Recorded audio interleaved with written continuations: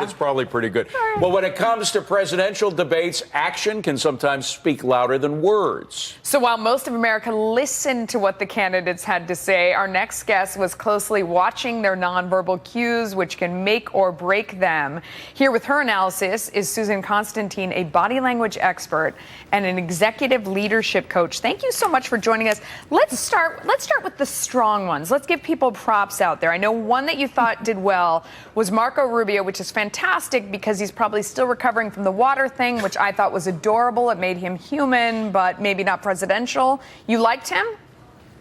I did. You know, his body language really was consistent with his words. The one thing that I look for is consistency. Does the words match their body language, and does the facial expressions also say the same thing? His shoulders were broad, he was opened up, his gestures were very much on point. He didn't go outside of his frame, he wasn't way out here flailing his hands. He was very much controlled, made great eye contact, and there was no stress in his face. Right. I give him an A+. Let's move on. We don't have much time, Susan, but talk about Donald Trump for a second, because he had that squinting kind of stare on his face for most of the time. And I understand it's his look. He was also getting some tough questions, but was that successful? There it is with the puffy mouth. What do you think?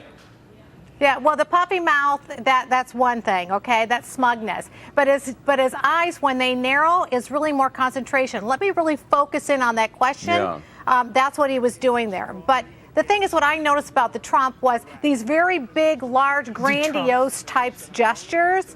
Is that number one is that can be also part of bolstering and stretching the story. So you have to be very careful. When you stretch and you open up like primates, it shows confidence and dominance and control. But at the same time, it also can send a message with the other clues along with it is being arrogant and also superior. Interesting. I know you thought some of the weakest, Paul, you did not like. Rand Paul. Why? What didn't you like about that?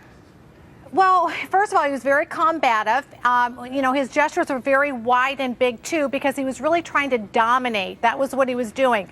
But unfortunately, you could see a lot of anger that was not only just in his eyes, because he kind of rolled his eyes around in disdain for Christie, but you also saw the anger in his jaw rolled, and you could see it in his mouth. And also, too, he kind of defocused. He didn't give eye contact, gave the other candidates the cold shoulder, and it really came across as being very defensive. Yeah, you also said that Jeb Bush, you know, sort of melted in with weak body gestures, lacking authority. Yes. I agree with that. We got to run. Susan, thank you so much. Thanks. All right, coming up next, find out how this man made one of the most rare and bizarre plays.